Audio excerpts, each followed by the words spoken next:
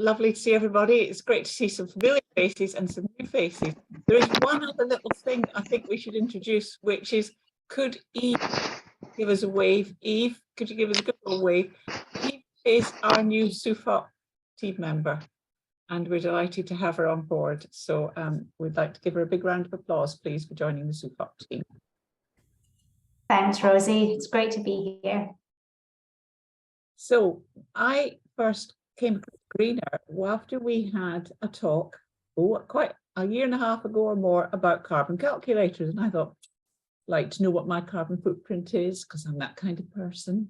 So I went off and I looked and I thought, most of the calculators didn't give me enough info. They didn't give me enough, and it was a bit static. Didn't tell me really, okay, well, where can I make the biggest difference? And then a friend of mine said, oh, I know you're interested, talk to these guys about Greenr, try the app. And I thought, wow, that is definitely a leap further than anything I'd seen. So I've been following their progress, and I am absolutely delighted at their progress. So for me, it's a complete delight to introduce tonight Gabrielle, or Gabby, the Chief Executive, and Amelia, who is the Business Growth and Outreach for Greenr, and Poppy, who is a climate analyst with immense experience in all things climate. So, Nice. if I could, I'm going to pass over to the three of you who are going to share your time. As Jane said, please put your questions into the chat. Jane is going to help me moderate by giving the questions to me. And we're going to ask the ladies to please do most of their talk, and then we'll take the questions, as that tends to let us get all the info out, and then we'll take the Q&A. So over to Gabby, Amelia, and Poppy. Sounds good. Thank you very much. Nice to see you all. I've met some of you a little bit in the first 5 minutes, so it's really nice to see the team grow. Thank you, Millie. So yes, so most of the talk will actually be done by Millie and Poppy, which is a very exciting time for them, because usually I monologue the whole thing, and we thought this would be a great way to get them to speak and get them to tell you everything they know, and they know way more than me on a lot of things. So it's a very exciting evening for us. So please be very kind with your feedback. And yes, so next slide, please, Millie. My name is Gabby. I am the CEO and co-founder of Greenr. Rosie is one of our valued ambassadors, and we've been speaking for the last couple of years, and it's been really nice to have people follow our progress. So a little bit about Greenr then. So Greenr started 2.5 years ago now, and came out of my PhD research when I was doing my PhD at Oxford. I was studying solar panels, specifically silicon photovoltaics, so in the materials science department. My background is in engineering. And because I was studying climate change in general, a lot of people would come up to me, and I guess similar to perhaps questions that you have if you're part of, those kind of organizations and speak up for our planet and things like that. So people would come up to me and ask, oh, Gabby, I'm doing Veganuary, so I'm trying to be vegan for January. And I'm finding myself importing or buying a lot of imported foods, such as avocados and tofu and oat milk and all these things that we're not making in the UK, So what's the difference? Is it actually better for the planet to buy these, even though it's vegetarian or vegan, or wouldn't it be better to just buy cheese and eggs that's made in the UK? What's the difference in footprint? And then from a business side of things, businesses would also, I would see from sort of my startup friends and young entrepreneurs, they would say, well, we're trying to be a supplier for the government in the UK, and in order to be part of procurement, you need to be able to have a carbon report. And they were finding it very difficult to actually calculate the carbon footprint of their businesses. And there wasn't really an easy online service. It was always consultants, and you had to hire people in to do all that work for you. And so it kind of made me realize that there was an opportunity there, and certainly a problem to help businesses and help people with their sustainability journey. And that's why we built Greenr. So Greenr is a climate companion. We have many products that help either individuals, employees, or businesses with their carbon footprint and their target setting, their offsets, and their reduction at source. And yeah, it's been going pretty well so far. We've got over 30 clients on board, including Bank of America. We've closed 3 successful funding rounds. And yeah, we're currently starting our Series A, if some of you know what those are. So it's all been very exciting, pretty big week, actually, loads of VC chat. So we're a bit frazzled, but happy to be here. And over to you, Millie. Okay, so as a bit of an interactive task, has anyone heard of the 3.5% rule? If you have, just put a smiley face in the chat.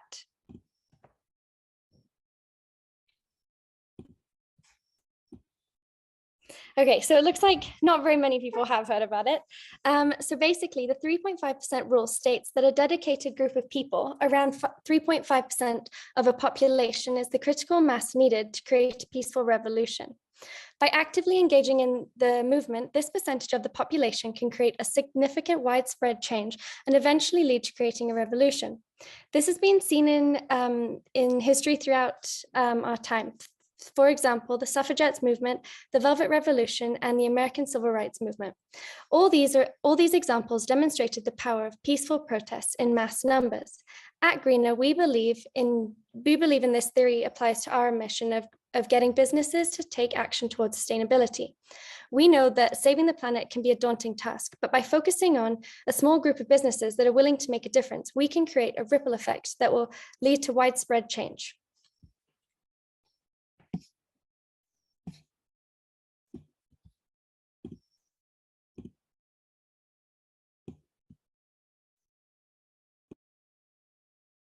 Millie, I don't know if you're speaking, but we can't hear you.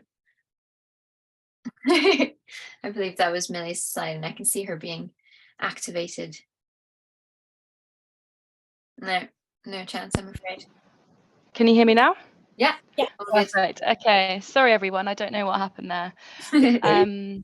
But okay, so I'll take it back from the beginning. So as Poppy mentioned, climate change and global warming can be a really, really daunting prospect.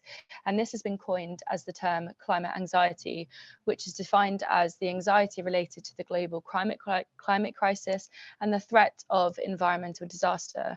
And for people, it's really common to feel this way, especially when watching David Attenborough's wonderful documentaries or seeing various news articles about global warming and climate change. It's important to recognize that although you may feel this way, it's a completely normal feeling to have. So moving on, the way we tackle climate anxiety is by controlling what you can control. And this is done through individual action, referring to the actions taken by one individual person acting based on his or her personal decisions. So that's what breakfast you eat in the morning, how you travel to work, and the type of heating that you have in your home. And all this individual action leads into a carbon footprint, which I'm sure you've all heard the term carbon footprint, but it can be defined as the total greenhouse gas emissions caused by an individual event, organisation, service, place, or product. And now carbon footprint can be viewed in sort of 2 different lights. So on a personal aspect, your carbon footprint is dependent on things like diet, your home, your expenditure. And then for businesses, carbon footprint is often categorized into 3 different scopes. So first of all, you have your scope 1 emissions, which are direct emissions. This includes combustion in boilers, furnaces, or vehicles owned by an organization. And then we can move on to scope 2 emissions, which are indirect emissions. So these are indirect emissions from the production of purchased electricity. So for example, in a business case, this would be the office electricity used within an organization. And the third is the scope 3 emissions, which is the indirect emissions. And these are emissions due to an organization's activities from assets not owned by the company. This includes the employee commuting, business flights, and product disposal. Now, for a lot of companies that we deal with, which are in professional service sectors, the scope 3 emissions can be up to 90% of their carbon footprint, which is why it's so important that we tackle the scope 3 emissions with the products that we'll show you a bit later on. So now we're just going to move on to the problems that companies face in particular.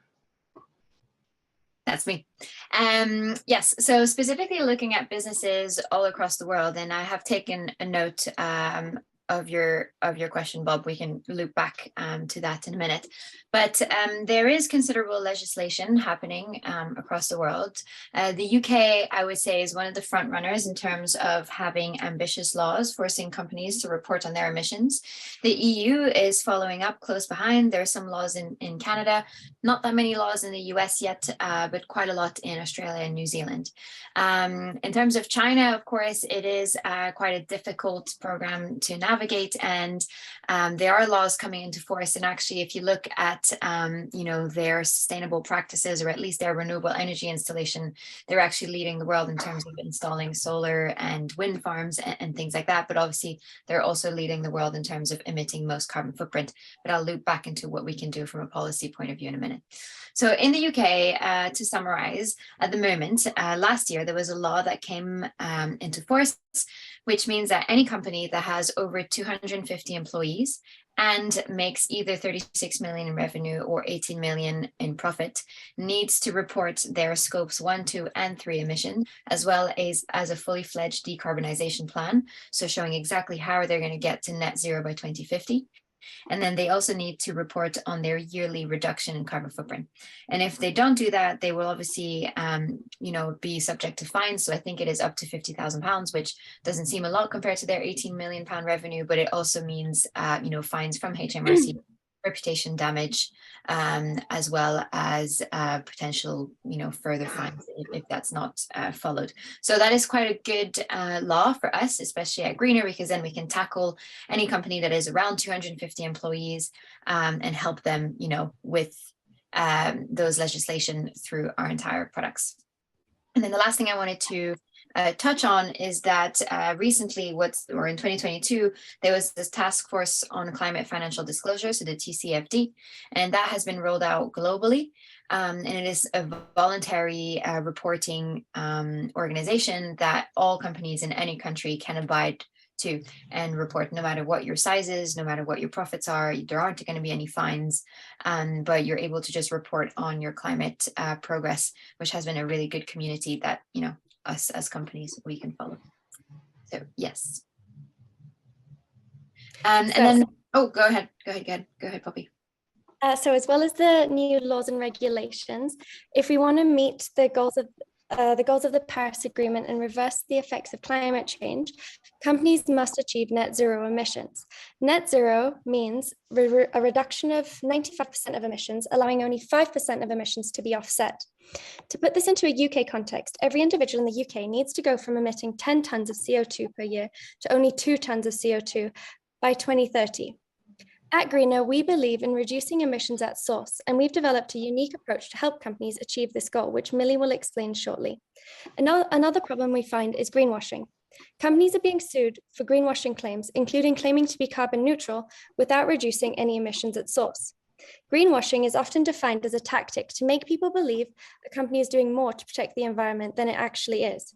This is extremely detrimental to the environment as it misleads consumers who are trying to make more sustainable choices. The final problem is companies also risk losing employees who are demanding their employers demonstrate their sustainability progress and goals. A recent survey by YouGov found that employees in the UK really do care about seeing positive changes in their companies, with nearly 2 out of 5 people claiming they would be prepared to move companies if their employers take no action to reduce or eliminate their carbon footprint. This is also leading to climate quitting.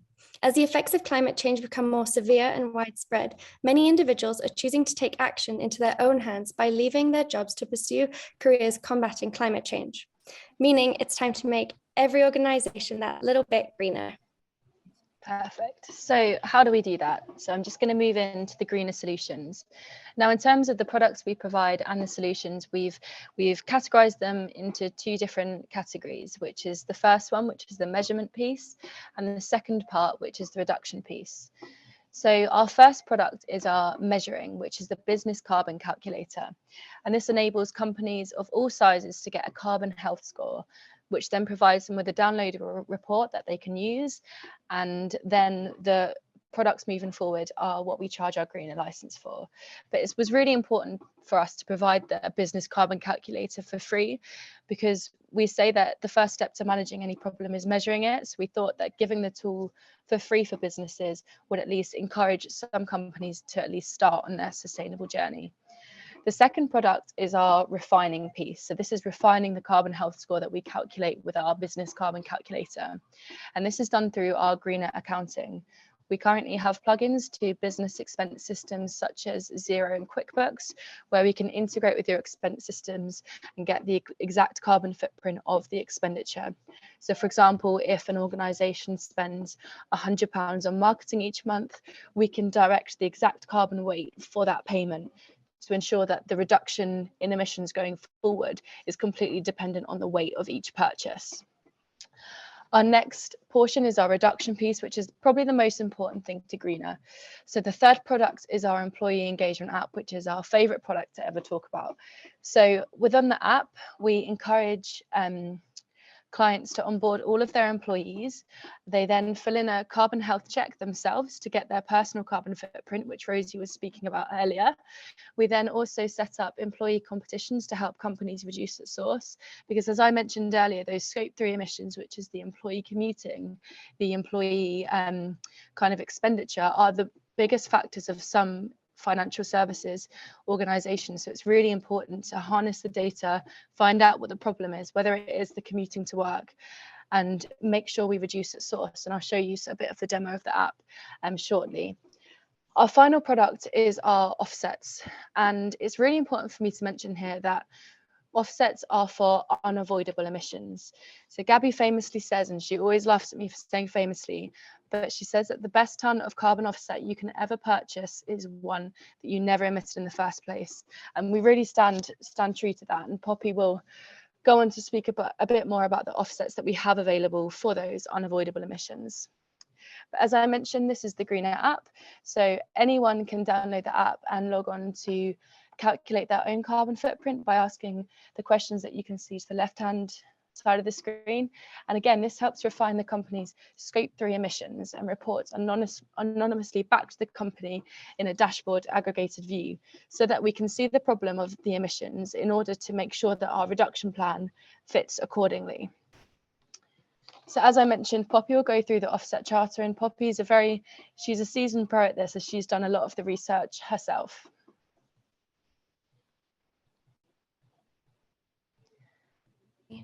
Sorry, I was on mute. Muted. So in order to offset those unavoidable emissions, we have a wide range of offset projects to choose from. These include wind power projects, hydroelectric power, solar power, rainforest protection projects, and many more. All of our offset projects have the highest form of credibility and are verified by either Verra, Gold Standard, UNFCCC, or Woodland Carbon Code on a regular basis. As well as being accredited and verified, we conduct further research into the offset projects we have available. We use our own Greenr values and charter that the projects must uphold. This includes verifying that the ultimate beneficial owner of the project is ethical and genuinely cares for the planet. We research into the people and the land the project is taking place on. We make sure that Indigenous rights are upheld and that the project does not displace any local communities. We also make sure that the project is contributing to at least 4 of the United Nations Sustainable Development Goals. For example, affordable clean energy, decent work and economic growth, climate action, and sustainable cities and communities. And after doing all of this research, we ask ourselves a final question. Do we believe this project is truly additional? And if the answer is yes, then the project will be added to our offset portfolio. Perfect. So I thought I'd take you through some client testimonials to see how Greenr has worked for our client base. So this one, I know we have a fellow person from Toronto, so this may be exciting for them, but we were approached by Eric, who's the Director of IT and Head of Science at Toronto Prep School, which is actually an eco school. And Eric came to us and said, okay, a lot of my students are really feeling that level of climate anxiety. They feel that they've got the world on their shoulders. They feel like the future generations, it's all up to them, and they're only young. We really want to help them by giving them individual action and autonomy to help cope with their climate anxiety. And we onboarded all of the students onto the Greenr app and encouraged them to take part in the competition, where we had to put everyone in different teams to see who was the most green. And Eric said that it allowed their school community to quantify their own carbon footprint and gave their students and staff more agency with respect to choices we make every day without judgment. And I think that without judgment piece is really important. I think that our mission is really not to make anyone feel bad for their decisions. We want to encourage positive behavior instead. That's why on the app, there's over 200 carbon reduction pledges, varying from the more basic things like being vegan or vegetarian to the little things like building a hedgehog house in your garden or putting a hole in your fence to allow animals to pass through, just because we know that not every pledge will be suited to everyone, and it's important to encourage positive action rather than discouraging action deemed to be negative. The next client testimonial is one of our favorites as well. It's Clear Vision. So Clear Vision are a green and neutral company, which essentially means that last year they offset their previous years where they didn't have our platform, and they've pledged to be net zero by 2040. And with Clear Vision, their fundamental purpose was to be net zero, but also to ensure they're holding themselves accountable and reducing their emissions at source.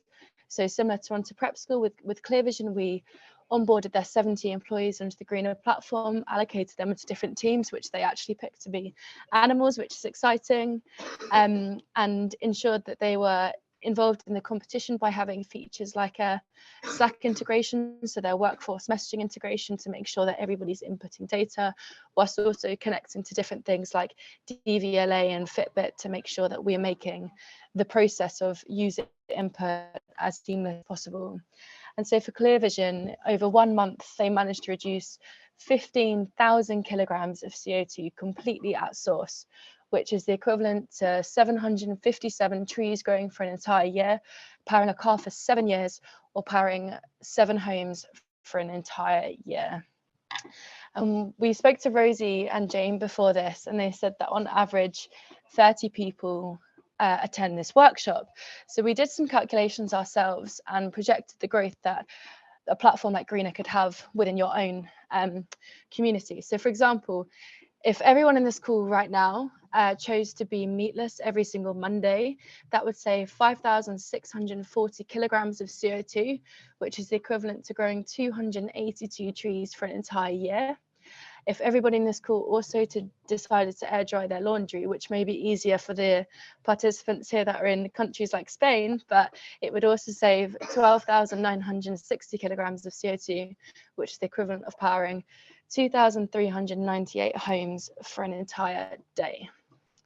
So to round up what we've just said, and it will be also a test of all of your listening skills, we're just going to run you through a little bit of our climate quiz, which we also produce to our clients during these similar workshops.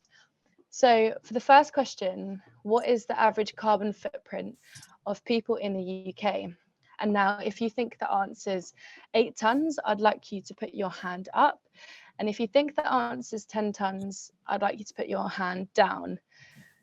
So Poppy did mention this earlier, so I'll be testing your listening skills.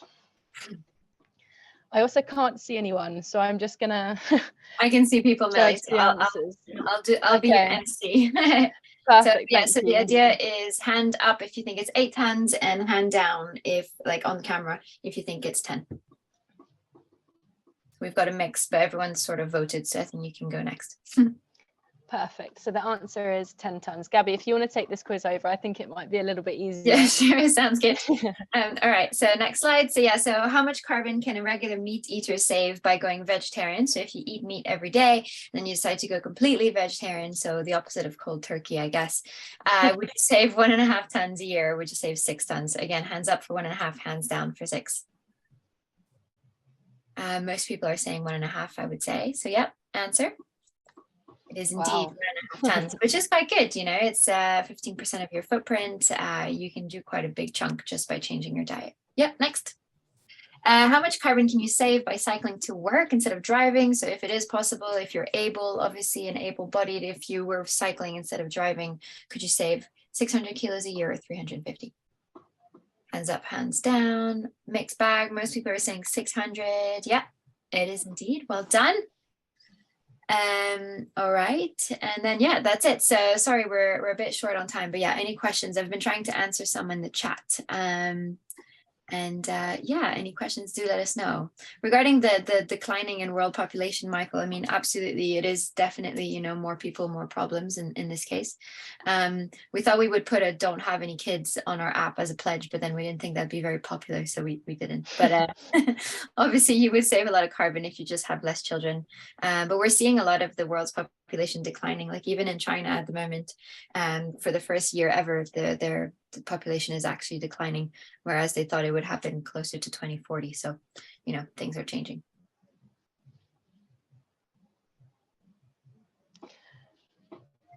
I'm just having a look at some Any other questions from you guys?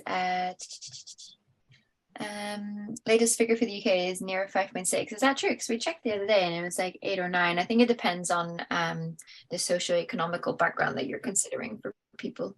But yeah, I mean, carbon offsets, I can touch on that question out there. You know, carbon offsets have a mixed bag reputation, definitely.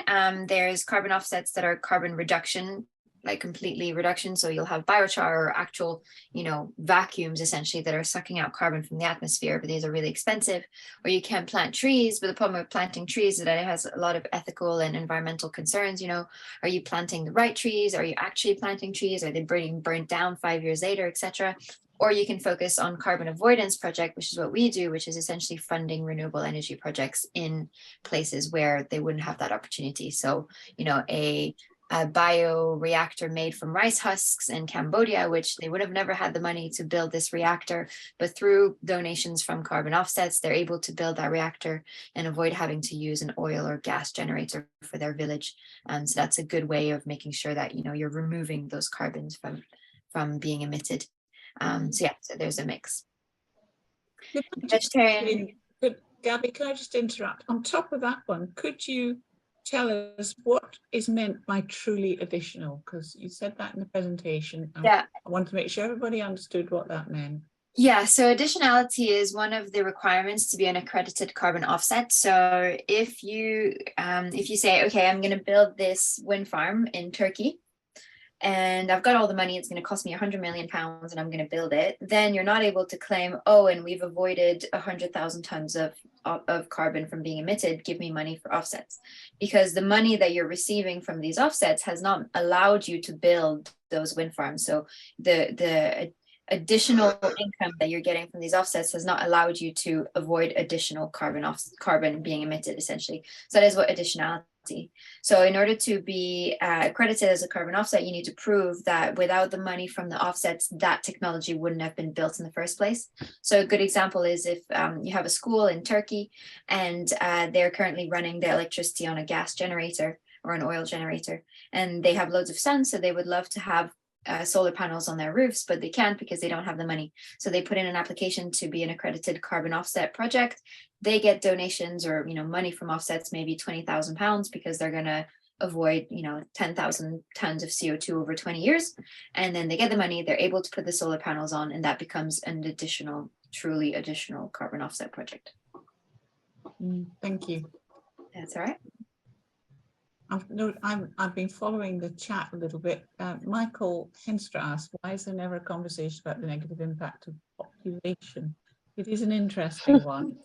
Yeah, exactly. I touched on that a little bit. Yes, it's interesting, the latest figure for the UK. I was very surprised when I heard it, and from what I understand, I don't know if you ladies have got anything to say to that, it tends to depend that the figure that's used tends to depend whether you take a big number and divide it by the population or whether you add up per person. So yeah, if an individual person does a calculator, it tends to come higher than when you take big numbers and divide them by the population for a crude number. Yeah, especially if you include children or not, because often in the census, like children might not be included, but then, in the census, children are included, but when you do your personal carbon footprint, you'll only consider yourself and not any under 18s that are in your household and things like that. So there are discrepancies, definitely. That's why we usually quote roughly 10. Stuart Fiddler has his hand up. Stuart? Yeah, hi. Yeah, so I just unmuting myself. Gabrielle, I think it was you who mentioned it, and you ran through some issues about the 3.5%. and demonstrations. But one of the demonstrations in particular you mentioned did cause harm. And I haven't known any demonstrations that haven't caused some sort of harm to either people or infrastructure. And I wonder what sort of demonstrations you are planning, because I feel that these sort of actions that are taken by a lot of these people are detrimental to the cause that you're doing. It certainly puts me off some things that people do. Yeah, no, absolutely. And we've seen that with Extinction Rebellion recently and things like that. So what we're thinking is not an actual demonstration in the streets, it's a demonstration through purchasing power and through, you know, trying to put that on your bottom line of your business. You know, you're showing that you care for the planet by talking about your profits, talking about your people, and talking about the planet. So part of your accountancy and part of what you're showing stakeholders and your shareholders and the CEOs of companies is also what your carbon footprint is. So that's what we mean by turning these businesses greener, is, you know, on paper and in their policies and in what they do every day. Do they think about the planet? Do they think about their impact rather than just think about growth? Yeah. Okay, thank you very much. Yeah. Can I pick up one from Caroline in Scotland? Hello, Caroline. She's asking if the vegetarian saving depends on what you eat. Like if you eat avocado, it's imported, or asparagus imported, it's probably. So could you tell us a little bit more about how much level of granular detail you go into in your individual personal carbon calculator, so people can understand the sort of granularity you can help them with those sorts of questions? Yeah, absolutely. So the calculator comes in two parts. The first part is your onboarding quiz, where we will calculate your personal carbon footprint. And there we go into obviously your type of diet, so vegetarian or not, etc. So we ask actually how many times a week you eat things like fish and meat and lamb and things like that. So that's the first step. And then on top of that, we will also ask you if you eat seasonal, if you eat local, if you eat organic, etc. So then we will reduce some carbon footprint based on those answers. And then that's your overall carbon footprint.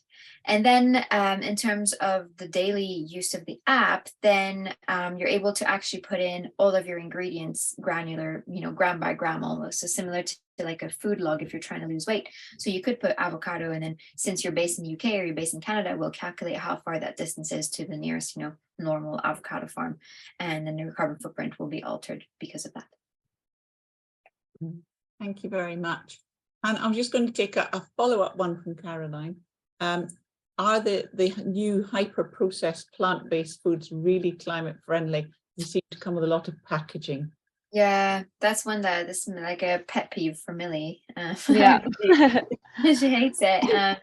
Yeah, I mean, it's tricky, isn't it? Because actually, yeah, so if you look at the carbon footprint of a vegetarian food, you know, we talk about transport, but actually transport doesn't actually contribute to the carbon footprint of food in general that much, which is kind of shocking. But even for vegetarian stuff, it's less than 10% of the footprint.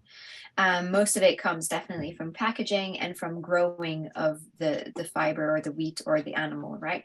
So if you have to grow the cow, then it's many more years. It uses a lot more resources. So that's why and it releases a lot of methane, which is why the beef has so much impact compared to, you know, rice or wheat. So yeah, so for the processed plant-based foods, there's definitely a range, and then depending on the type of grain that they use, it's better than others. But yeah, usually the processed plant-based foods have pretty good packaging, mostly from like a PR point of view. They rarely put stuff in plastic, so it's usually quite good. But it's, you know, it's always good to check it out on the app if we have it and see what the carbon footprint is there.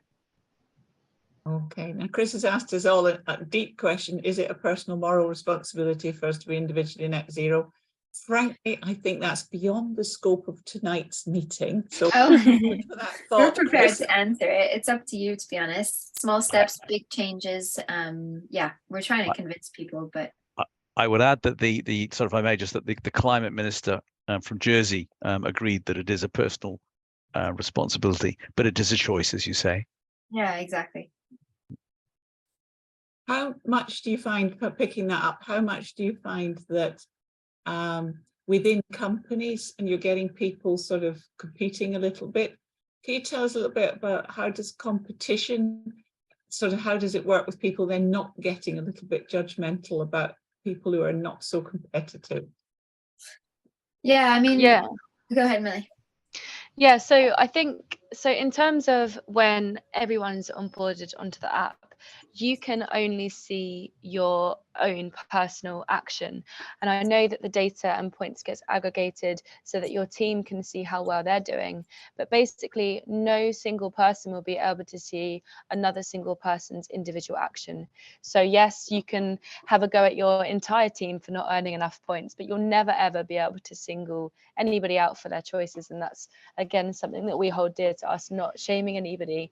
We don't want anybody to feel bad for the decisions that we're making.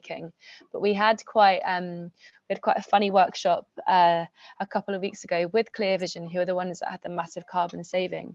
We started the meeting, and one of the senior members at the company, I think they were very high up within the company, we jumped on the call and they were there a little bit early, and they said that climate change is too much of an overwhelming issue. It's kind of too overwhelming. I think that it's pointless people trying, individual action means nothing, all those kind of things. And at the end of the meeting, we got sent a quote by the sustainability lead there, Jade, who said that the same person who said that at the beginning gave us a quote that said, "I've learned more in the past half an hour than I have in the last 5 years of my life." So it was a really kind of circular moment for us, where it made us feel really good, basically, that we were able to change such a pessimistic view on individual action and climate change and greenhouse gases and all that kind of thing, to being now one of the most important quotes that we have as a company. Excellent. That's terrific. It's often the strongest people in one direction that turned in the best advocates in the other direction, isn't it? Yeah. There's a question we haven't looked at, I think. What other countries have implemented or are considering policies similar to the UK? I don't think that one's been picked up. Yeah, so the EU has just passed laws that are similar to the UK, Canada, New Zealand, Australia, Switzerland are all following suit. The US is lagging, I would say, definitely, but free market and whatnot. However, what we have found is, for example, in the US, because they aren't actually laws that force companies to actually report on their emission, what we found is that the big tech giants or other bigger companies are forcing that change through procurement. So if you want to be a tech provider for Deloitte or Google or PwC or anything, because they have their own sustainability policies in their targets, they're forcing all of their suppliers to have the same. So they're trying to enact change in that way. So can I ask where China is on this? What do you mean in terms of rules? Yeah, I mean, China is definitely an interesting one. So they have the most ambitious and the biggest pledges for renewable electricity installation and capacity. They're also the biggest installers and producers of solar and things like that. So they're leading the way in a lot of things. But then in terms of climate reduction, they've set a net zero target, I think, of 2060, which a lot of people say is massively insufficient. So at the moment, they're sitting on like a 4 degrees of global warming pathway, which is obviously not good. But things can change, and we're hoping that maybe through foreign policy, export policies, so maybe in time, hopefully soon, there'll be a policy that says, well, you're not allowed to export or to import products that have a higher footprint than X, and then suddenly things will start to change for China. So yeah. Okay, going back, I think we missed one from Alison. Alison had a point that surely if you plant trees in the last 50, 100 years, they're a good offset. Any thoughts on that? Sorry, repeat that. If you plant trees. If you plant trees and they last 50 to 100 years, then they're a good offset. Yeah, they are, absolutely. We love trees. The problem with selling offsets that are trees is the traceability of them. So it's hard to tell if the tree is going to survive those 50 to 100 years. So if I'm telling my client, yeah, we're going to plant 10 trees and you've offset 1 ton, I don't actually have the future forward look to say that actually that will happen. So that's why we focus on more short term. We call it the carbon buyback period. For a tree to buy back 1 ton, it has to live 50 years, and that's a long time to monitor it for now, at least. Yeah, that was kind of my point, really, that if it survives and if it lives 50 to 100 years, brilliant. Then it starts earning its keep. But we need shorter term answers. Yeah, absolutely. So Dominic's asked us, with the Greenr app, are the emissions self-reported by the companies or the data sets which you have access to when they're quantifying their emissions? And what's the growth in the app? Okay, I'll come back to the growth in the app. So the data sets and how they find it. So it's a mix. So companies self-report things like what their office bills are and gas and how many employees they have and working from home and all this kind of stuff. And then we also plug in directly with their expense system so we can see what they spend and where. And then we have our own data sets that calculates the carbon footprint from that. Okay, thank you. And I think it's a great question. What sort of growth in the app and uptake do you anticipate over the next 3 years? Yeah, we have pretty ambitious growth targets. So as I said, we've just closed a couple of funding rounds with more people joining the team, more salespeople. And as I said, we're trying to convert 3.5% of businesses. That would be almost, 6.5 to 7 million users, active users over the next couple of years, which would be very exciting. Okay, now Claudia's asked an interesting one. Do you cover meat produced in laboratories or insect protein? Yeah, we haven't actually calculated that. That could be a really good research project for some of our interns this summer. So we'll bear that in mind, Millie. We've got a couple coming. Yep, so we do. Add that to the database. Okay, it's a suggestion that goat meat is very nice, and I understand goat meat is lower carbon because goats eat because they're lower great. carbon things. Yeah, absolutely. I think we have goats in the app, but yeah, it is true. Lamb and beef are the worst, just because they require a lot of feed and they emit a lot of methane. Chicken's 3 times better than beef. So if you're not ready to go vegetarian, have a chicken burger instead. There's loads of sustainable swaps you can do that aren't, drastic life changes. Okay. Louise de Souza has asked, have you thought about how important improving soil organic content is removing carbon from the atmosphere? Yes, absolutely. That's one of my biggest pet peeve definitely is, if you take an acre of wheat or cotton, no, I think it was cotton. Yeah, an acre of cotton that is grown using pesticides and modern farming techniques. So it kills all of the micronutrients in the soil and all of the little bugs and everything and all of the surrounding bushes, then you might yield more cotton, but actually your entire cotton production emits carbon footprint just because of the decomposing soil that isn't, the decomposing matter that isn't being eaten by the little animals and creating soil. It actually then releases methane and actually releases greenhouse gases. Versus if you use an acre of organic cotton, it actually captures 9 tons of CO2 over the course of its lifetime, which I think is really interesting. Okay. It's another interesting point. Question.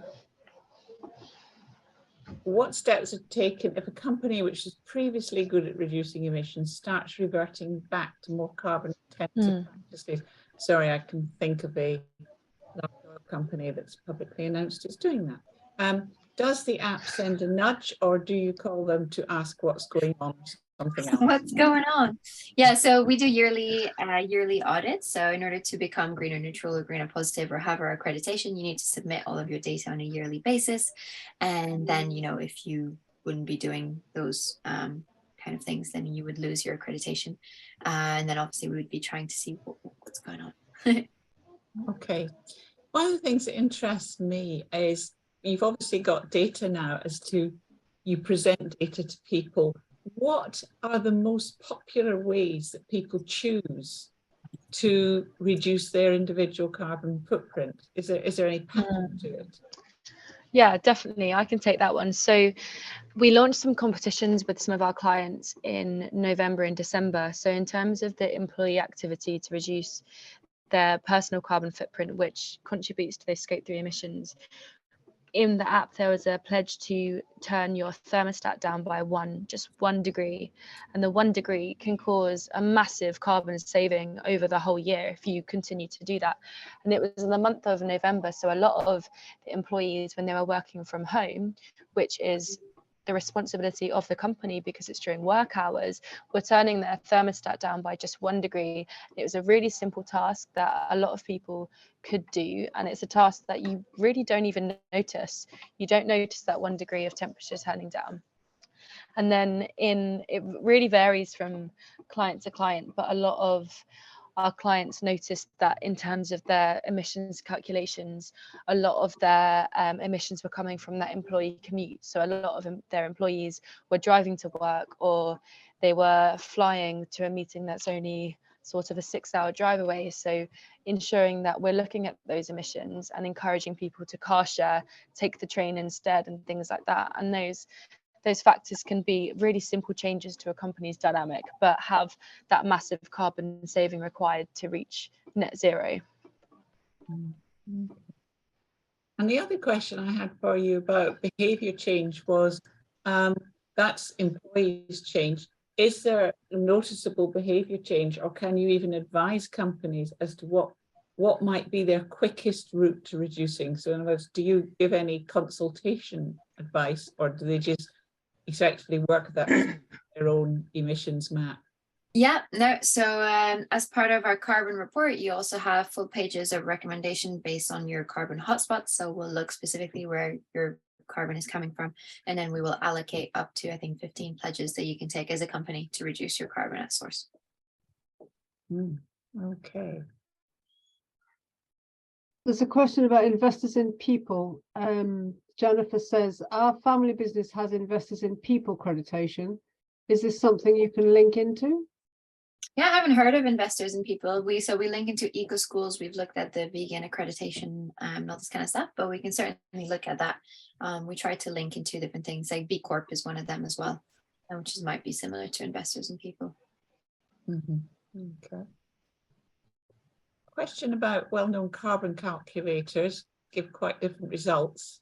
Are they all working from different databases, or why is that, do you think? Yeah, definitely working from different databases, depending on how up to date they are as well, right? So we link all of our data to live APIs. So, we know the actual grid carbon within a certain time frame and things like that. But if the carbon calculator was thinking of, data from 2-3 years ago, then obviously that can give a very different data result. It also depends on what they think about. So as I said, some calculators might include the fact that you have children or not, under the age of 18, living under your household. Some calculators might allow you to include your government carbon footprint. So if you live in the UK, for example, 2 tons of your 10 tons comes from the government. So NHS, military, roads, schools, government, cake for the government, etc. So all of that is involved in your carbon footprint, and then some calculators don't include it. So yeah, there isn't a standard. I mean, there is the greenhouse gas reporting standard, which is what we follow, but then there is a certain amount of, license that you can take on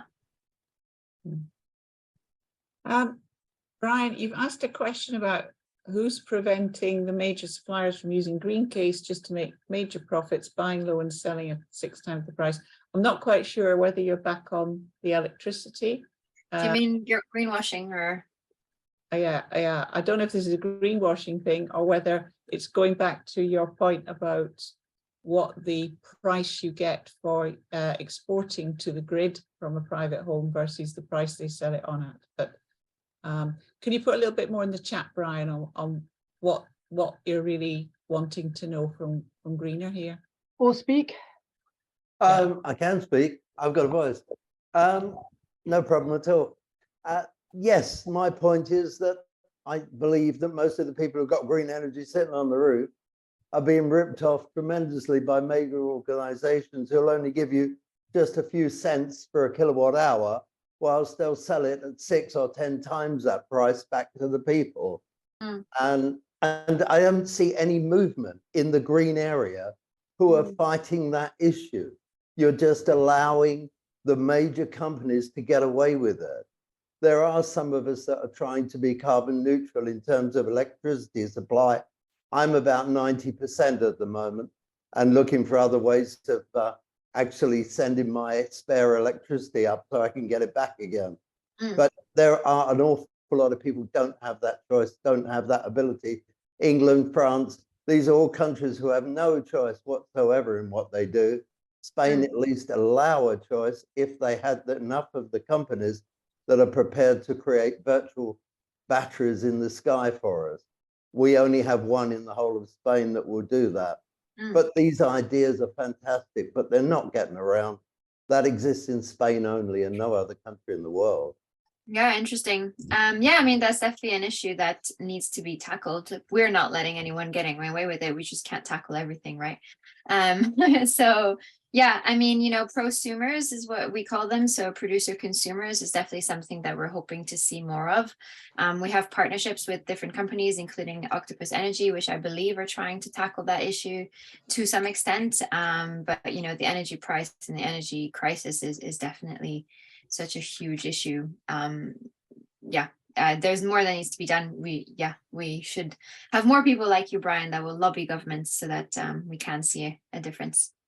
But Yeah. Brian, also, if you go back to our talk we did with Phil from Octopus in the UK is now producing what they call a dynamic agile export tariff, which means if the price is going up, the sales price, the price out is going. So there is now choice in the UK. You aren't just stuck on a single provision tariff. There is actually choice between tariff providers. It's still lower because it's got to be moved, transported. Sure. But have a look when you get time. Have a look at the company I just posted, esmilu.es. They have this wonderful idea of creating virtual batteries and creating people who are net zero much faster than any other country in the world can make them net zero without having to use expensive, rather greedy batteries in terms of what you are doing to the environment in creating these batteries, in the same way that the cars are using batteries, which are also a bad idea. Okay, Brian, can I interrupt you, please, Brian? Because I would like to get a few more questions, please, to greet the Greenr ladies, if you don't mind. Question from Alison. As employee of the council, we want to reduce our output of our data centres. Any advice? Yeah, so different data center providers have different footprints. So as a rule of thumb, at the moment, Google is better than Amazon Web Services. So if you move from Amazon Web to GCP, then you're better off because Google is already carbon neutral and they're actually working to be carbon free, which means installing actual capacity to counteract the energy usage of all of their data centers. Usually when you set up data centers, you can also, if they're virtual, right? So cloud-based data centers, which is what I'm hoping you already have. If you don't, do that. And then if you have virtual data centers, then you can usually pick the geographical location, and you can pick a geographical location that is powered by renewable electricity. So a good one is to go to Norway or to Canada. It doesn't usually matter how far your data centers are unless you have a really you really can't deal with any latency, so you're a bank or something like that. But if you're just a local council, then you can pick areas such as Norway, Scandinavia, Canada, etc., that have green hydroelectricity, so that your data center is less carbon intense. It's not my area of expertise at all. I'm talking about data centers that are physically moving in to our area. So we can't. Oh, you mean like a company that is setting up data centers? The company is setting up in a particular area, and we're trying to find the best way to impact on their data, their carbon. Okay, I see. Interesting. Yeah, I mean, you could look at excess heat. So, data centers produce a lot of heat, so you could use that heat to power maybe some office buildings above them. You can look at obviously putting them on a renewable tariff. If they're in a building, you can try to put some renewable electricity on them. So it's an electricity problem. So, there's loads of solutions for that. But yeah, cool. Data centers. I'm conscious we're at 8:27. Jane, do you want to stop there or should we take one more question? I think we could take Eve's question. Yeah. So Eve's an interesting question. Are is the app primarily for for-profit orgs? Is it cheap to join? Is there any budget barrier to non-profit ones? Yeah, so we have different plans. It is cheap to join. So the license is £2 per employee per month, so per user. When we deal with schools, we usually give the app for free. And then when we deal with charities, so we have the World Jewish Relief, for example, that is one of our clients. We try to come up with a discount for nonprofits and things like that. So if you're interested, then let us know. Okay, thank you very much indeed.